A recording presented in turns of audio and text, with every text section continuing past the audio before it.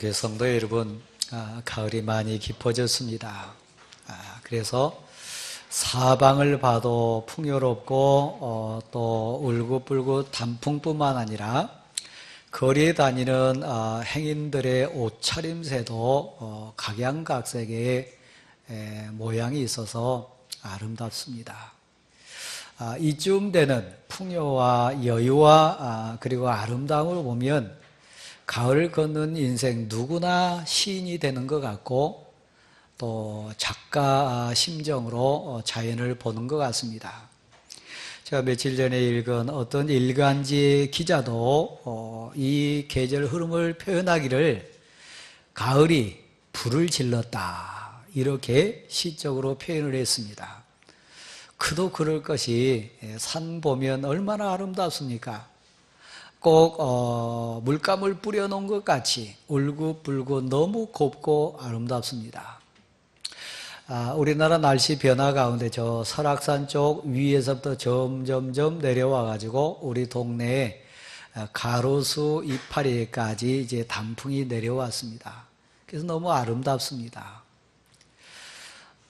오늘 예배 처소에 나오신 우리 사랑하는 성도 여러분, 나무에는 감이 있고 또 산에는 단풍이 곱게 들고 거리의 행인들 마음도 여유로운데 이 가을에 우리가 한번 믿음의 용사로서 점검하고 곰곰이 생각해 봐야 될 신앙의 반성자가 되어보는 것도 이 가을을 잘 보내는 지혜인 것 같습니다.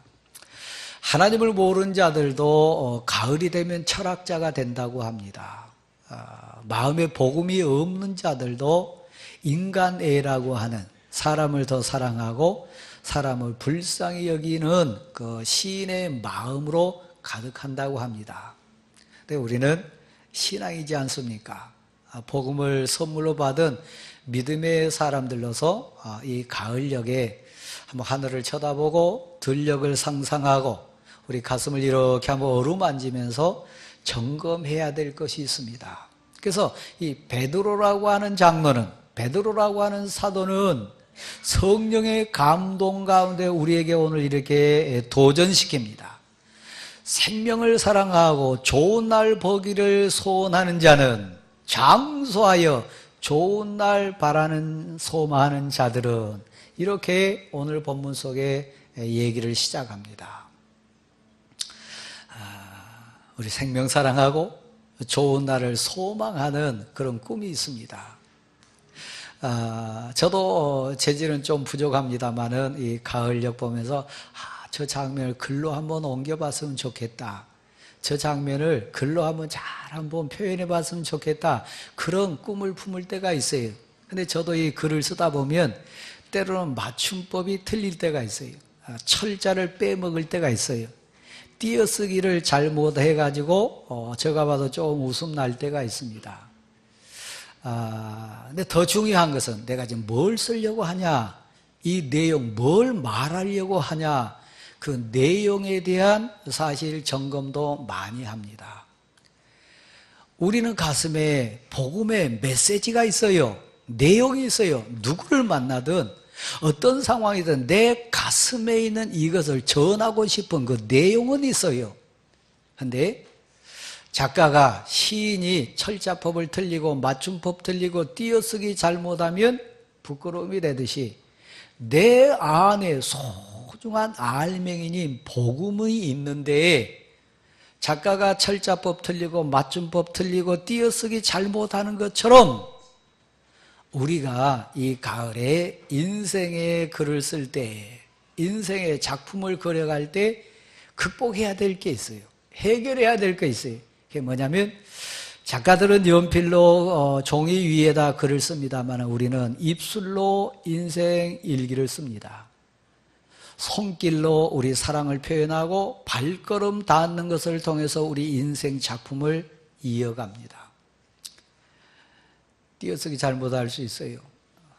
꼭 있어야 할 철자를 빼먹는 것 같이 진짜 중요한 예의, 범절, 도의, 또 우리가 응당해야 될 우리의 사람의 본분을 빼뜨릴 수가 있어요.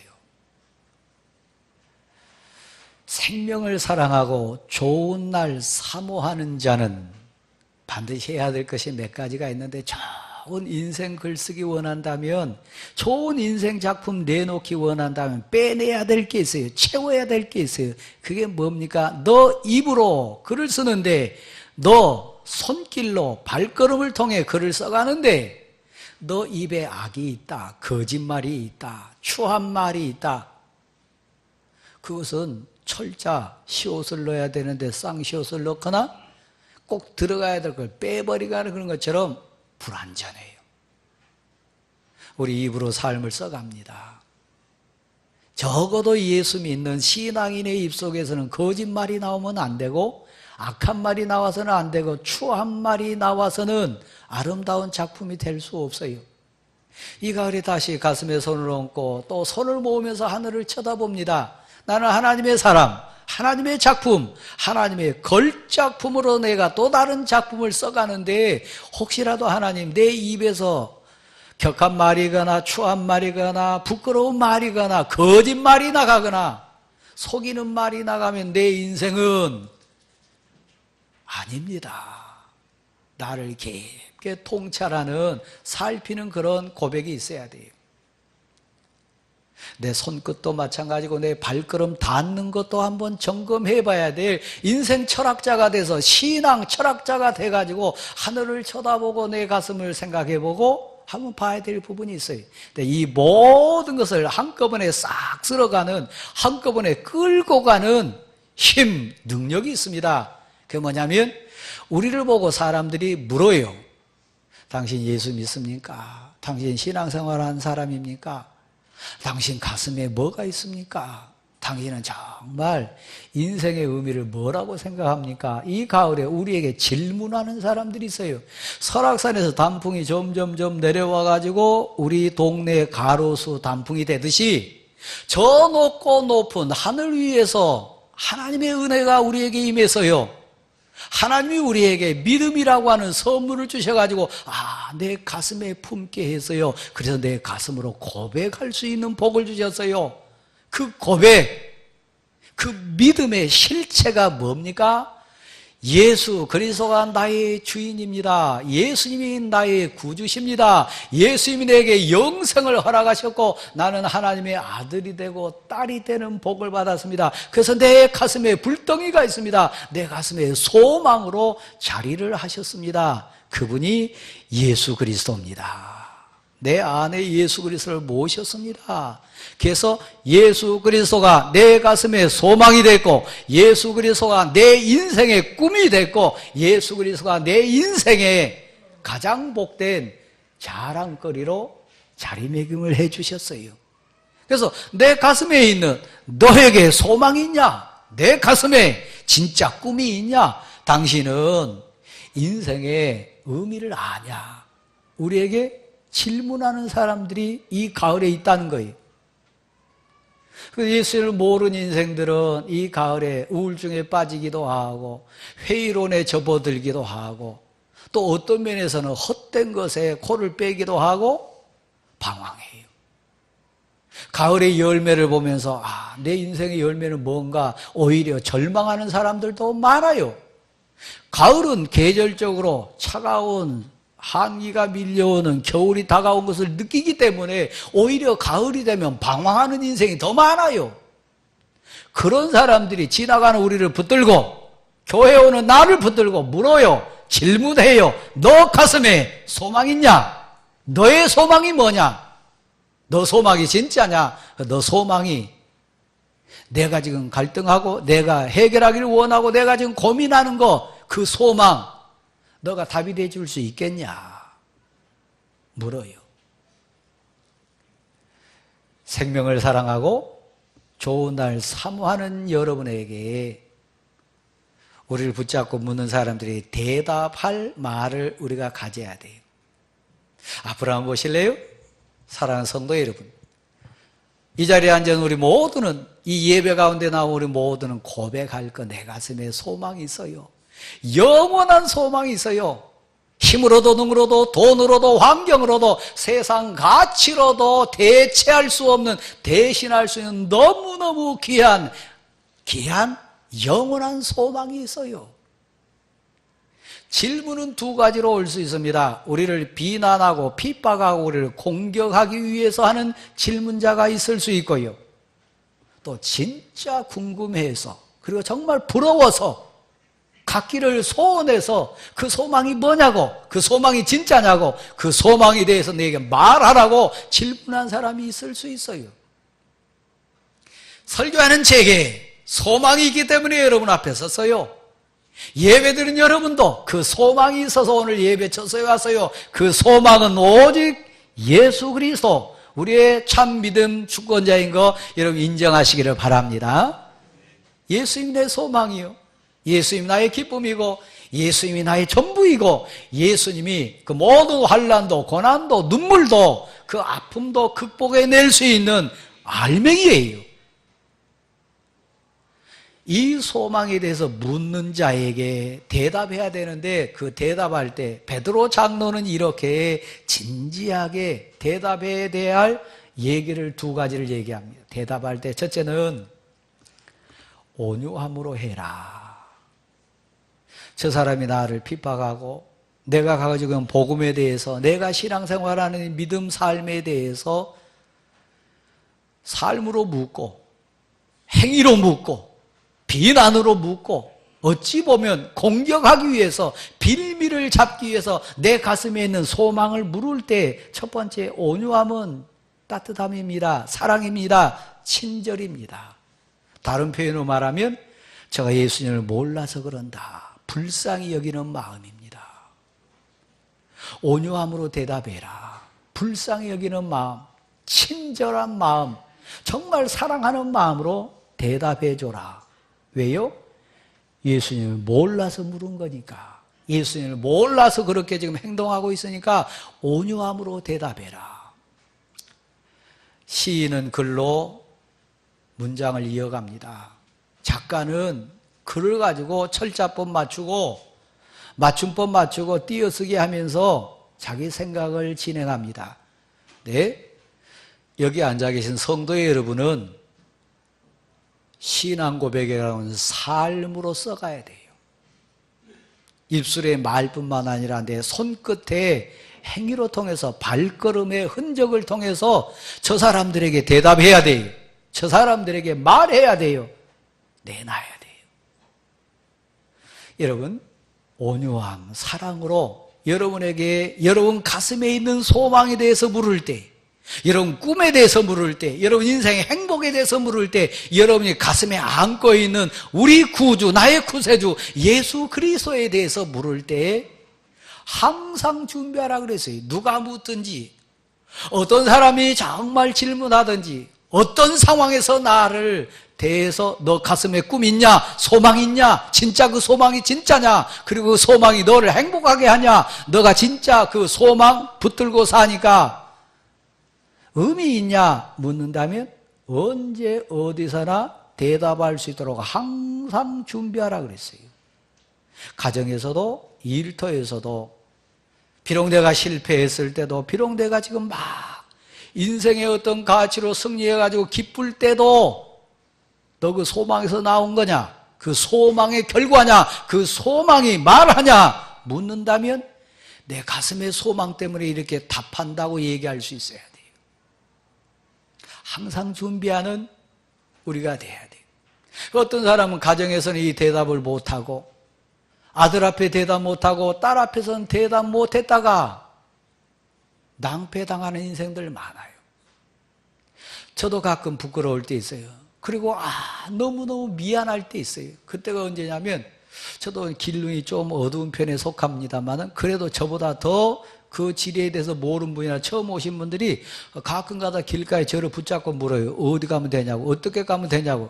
근데 이제 저 나름대로 최선을 다해 이렇게 얘기해 줬는데, 딱 지나다 보니까 내가 잘못 가르쳐 줬다. 그래서 이거 큰일 났다 생각하고 그 사람이 다시 가서 얘기해 주려고 봤는데 이미 지나고 없어요. 근데 속으로 느낀 거 보면, 너무 미안하다. 그 사람 가가지고 아닌데 가서 날 보고 얼마나 욕을 했을까? 내가 괜히 잘못 가르쳐줘가지고 괜히 헛고생 시켰구나. 그렇게 마음을 이렇게 쓰다듬으면서 좀 후회 아닌 후회를 할 때가 있어요. 근데 몇 미터 더 가고 몇 분 더 가고 그런 길 잘못 가르쳐주는 건 그래도 괜찮아요. 근데 여러분, 진짜 죽음과 삶, 지옥과 천국의 갈림길에 있을 때 내가 길 안내해야 되고 대답해 줘야 되고 내 답에 의해서 지옥으로 가고 천국으로 갈 갈림길에 있는 내 아들과 딸과 내 사랑하는 자에게 만약에 내가 준비되지 않아서 진짜 정답을 말해주지 못해가지고 지옥으로 떨어진다면, 그가 고난 가운데 실패해서 눈물 흘리게 된다면 이건 가벼운 일이 아닙니다. 근데 지금도 우리를 보고 묻는 사람이 있어요. 너 가슴에 소망이 있냐? 그 소망이 뭐냐? 그 소망이 진짜냐? 그 소망 때문에 행복하냐? 나도 그 소망 가지면 되겠냐? 무언으로 유언으로 눈빛으로 삶으로 보면서 우리에게 질문하는 사람들이 있어요. 사랑하는 대왕교회 성도 여러분, 여러분 가슴에 단풍보다 더 아름답게 내려와 주신 예수 그리스도 성령에 대한 꿈, 소망, 비전이 가장 정확하고 감격 속의 기쁨으로 답할 수 있는 우리가 될 수 있기를 간절히 소원합니다. 대답할 수 있어야 돼요. 내 소망은 참 소망이라고, 내 소망은 분명히 예수 그리스도라고, 내 소망은 저 천국에 있다고, 내 소망은 잠시 있다가 없어질 그런 거 아니라고, 내 소망은 진짜 나를 막 설레게 하고 감동시키는 그런 참 소망이라고 대답해 줄 수 있어야 돼요. 또 대답할 때 두 번째 자세를 이렇게 얘기했습니다. 너는 두려움으로 대답해라. 두려워요. 왜요? 하나님 보고 계시니까요. 답 틀리면 안 돼요. 이 한 문제 틀려가지고 떨어지냐 붙느냐 단순히 그런 수준이 아니고 내가 죽느냐 사느냐 부분이고요. 내 앞에 있는 내 영혼이, 귀한 영혼이 내 대답을 통해서 지옥으로 떨어질 수도 있고, 영원히 교회를 떠날 수도 있고, 영원히 신앙에 대해서 부정적으로 답을 써낼 수도 있기 때문에 내가 말한 이 대답은 정말 두려워요. 정말 떨려요. 두려움으로 대답해라. 그 답을 알고 계시고 보고 계신 하나님이 딱 지켜보고 계시니까 대답할 때 함부로 입 열면 안 돼요. 두려움으로 대답해라. 그 인생이 결정될 거니까, 그 영혼의 문제니까 그 대답은 두려움으로 대답해라. 그래서 우리 자녀 앞에 두려워요. 우리 후대 앞에 두려워요. 그렇죠? 왜요? 내가 주는 답을 가지고 찾아갈 인생들이 있으니까요. 사랑하는 성도 여러분, 그러면 어떻게 우리는 이 답을 내놔야 됩니까? 오늘 본문 속에 저는 두 가지만 시간 내에서 한번 생각해 보여요. 첫 번째는 열심으로 선을 행하라. 앞으로 한번 봐보세요. 선은 예수 그리스도입니다. 참된 선은 진리입니다. 선은 하나님의 뜻입니다. 선은 많은 사람을 유익하게 하고 살리는 것이고 많은 사람을 정말 바르게 하는 겁니다. 여러분 뉴스 보셨나요? 저 남태평양에 피지라고 하는 조그만 섬이 있는데 그곳에 지금 눈물의 한이 서린 고통당하는 자들이 있습니다. 신옥주라고 하는 목사 아닌 목사가 은혜교회라고 하는 교회 아닌 교회 2단이 그곳에다가 불쌍하고 영적으로 도둑맞은 인생 400여 명을 집단 이주시켰어요. 2단들이요. 그곳에 천국이 있다. 어떤 사람은 뭣도 모르고 끌려가기도 하고 아버지에서 어머니에 의해서 어머니의 간구에 의해서 끌려간 딸도 있고 400여 명이 끌려갔어요. 그래서 거기 모든 인권이 유린되고 신앙이라고 하는 가치, 거짓 가치를 뒤집어 씌워가지고 노예 아닌 노예로 감옥 아닌 감옥으로 사는 불쌍한 인생들이 우리 국민 400여 명이 그곳에 끌려갔어요. 위로부터 임하는 은혜는 언제나 선해요. 가정을 깨뜨리지 않아요. 언제나 유익해요. 언제나 정말 덕을 세워요. 선이니까요. 좋은 것이니까요. 위로부터 오면 하나님의 복이니까요.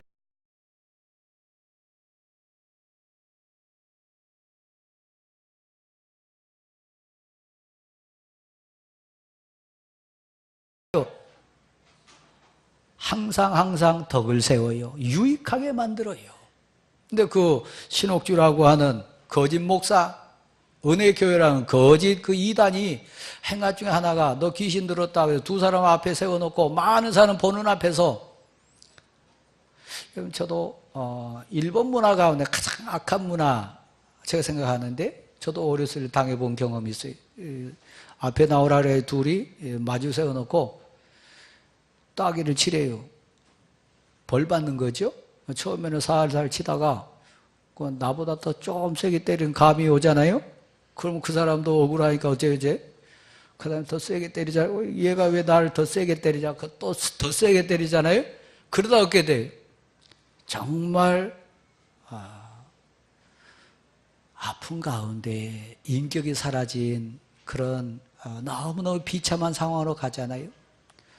그 타작마당이라고 하는 거짓 논리, 거짓 신앙 가치를 가지고 400명 그 사람들 앞에 세워놓고 너희 귀신이 들렸다, 너 이거 빼내야 된다 그래가지고 심지어는 아들부터로 부모를 때리게 만들어요.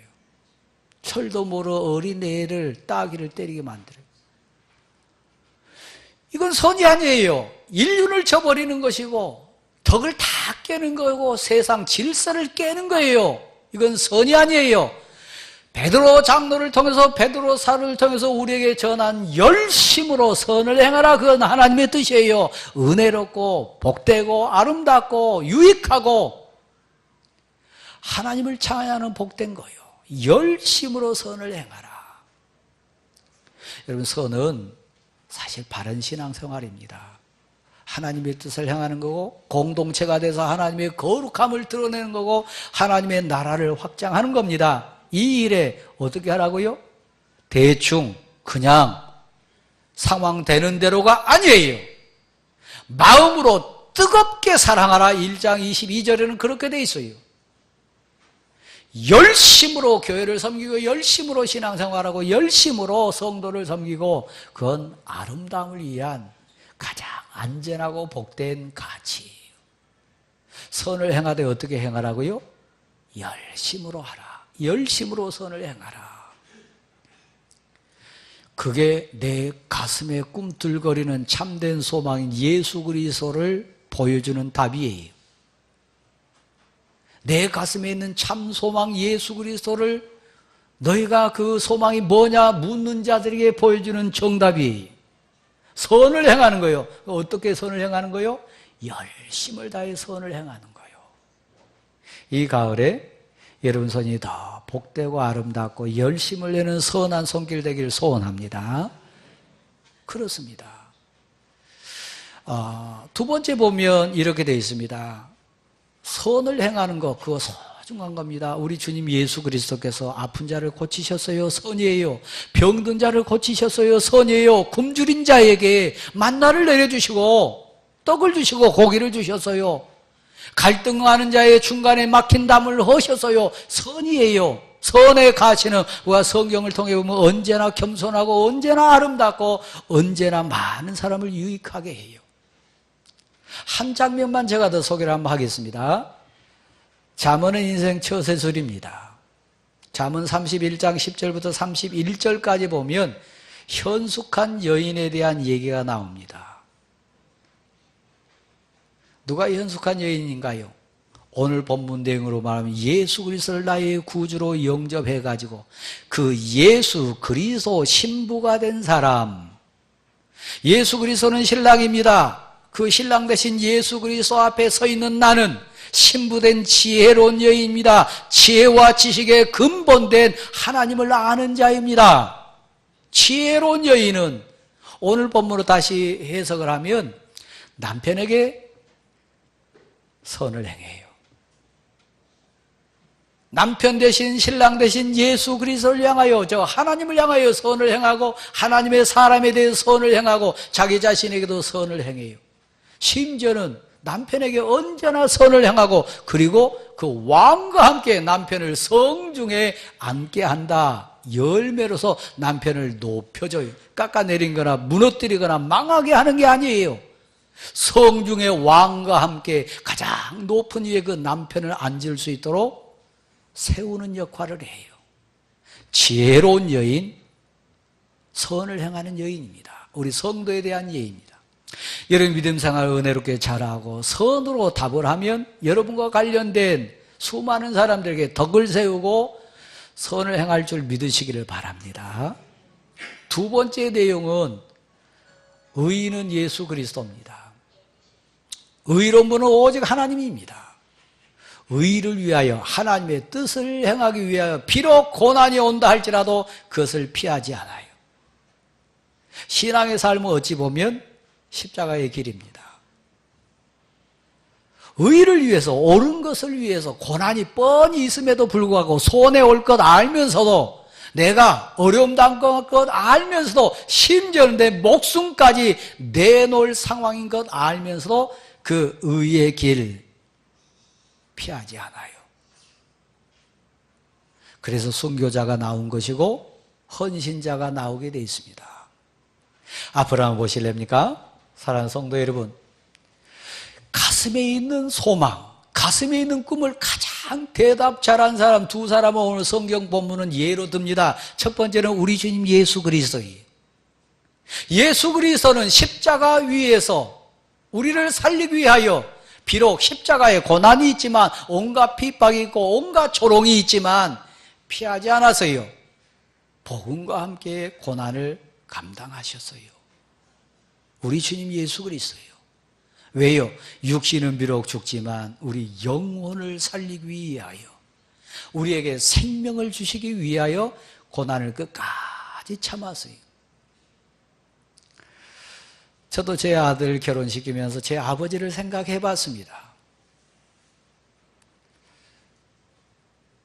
신부 아버지 자리에 앉아있는 제 사돈의 그 신부된 제 며느리를 보면서 울더라고요. 그래서 저도 딸이 둘이기 때문에 나중에 저도 딸 결혼시킬 때 아마 나도 저 모습이 아닐까. 딸을 보면서 우는 아버지 마음 이해됐어요. 그 저도 저희 어머니 생각해봤고 저희 아버지 생각해봤어요. 가정사라고 하는 인생사라고 하는 가치 속에 옳기 때문에 이것이 바른 가치이기 때문에 이곳에 생명이 있고 이곳에 귀한 뜻이 있기 때문에 아버지로서 어머니로 당해야 될 고난이 있지만 피하지 않아요. 우리의 영원한 아버지 되신 예수 그리스도 본을 보여주셨어요. 우리를 구원하시기 위하여 우리에게 생명 주기 위하여 더 좋은 가치 주기 위하여 뻔히 고난이라고 하는 아픔이라고 하는 십자가의 길이지만 피하지 않았어요.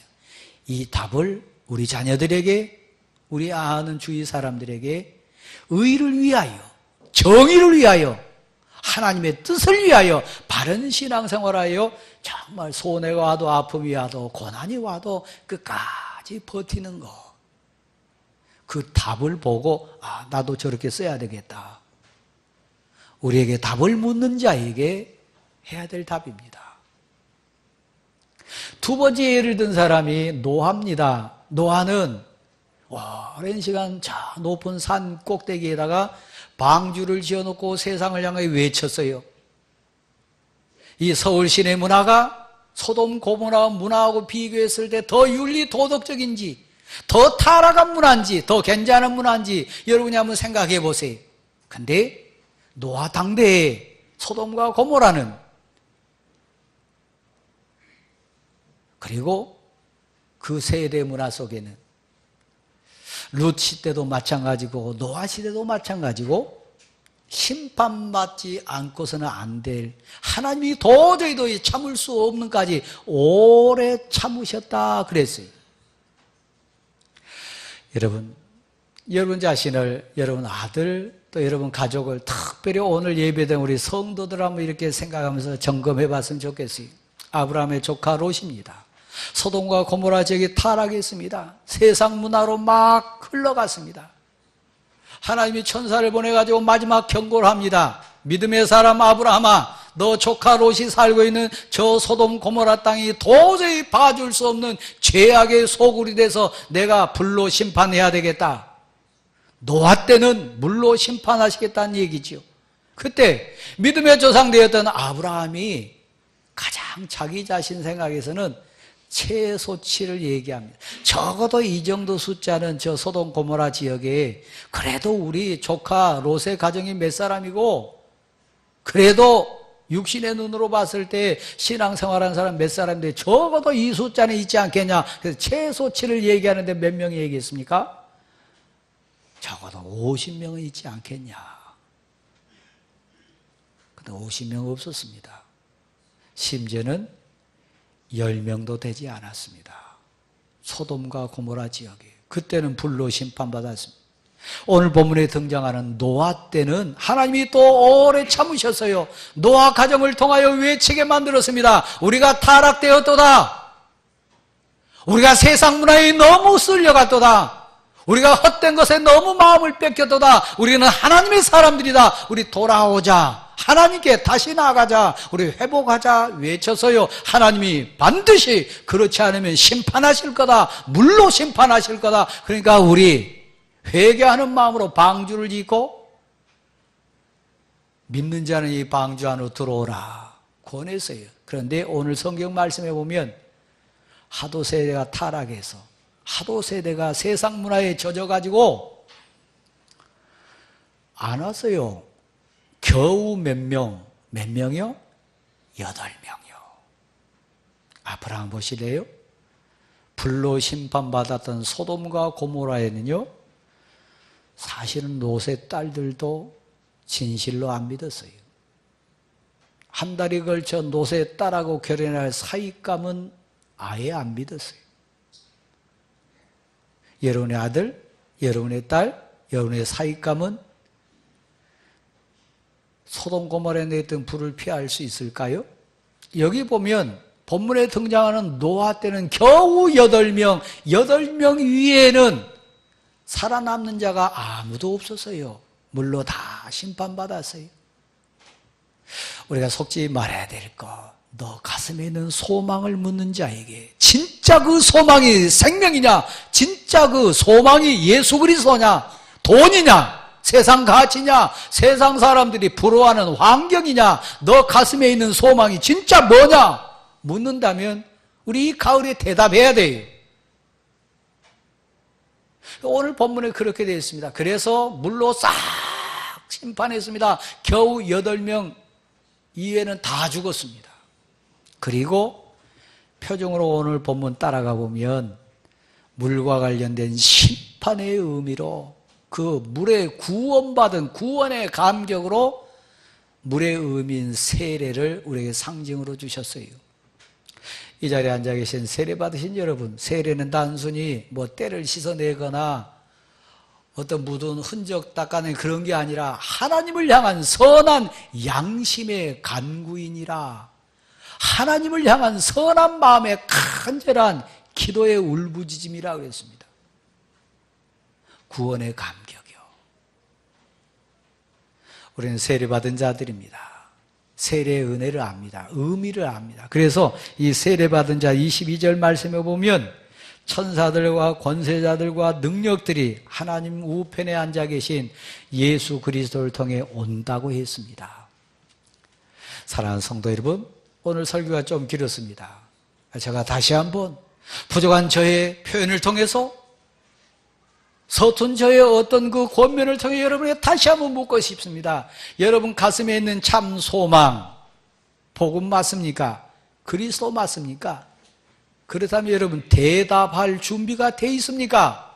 진짜 내 가슴에 참 소망은 돈이 아니라고, 환경이 아니라고, 복음이라고, 예수 그리스도라고, 이 복음 때문에, 예수 그리스도 때문에 막 힘이 솟기도 하고 절망을 이기기도 하고 다시 소망을 다시 품기도 하고 내 가슴에 소망이 있다고 여러분 말할 수 있습니까?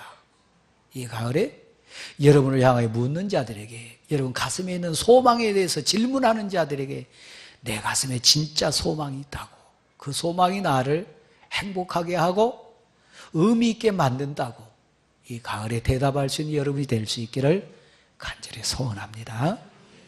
자리하며 일어나십시다.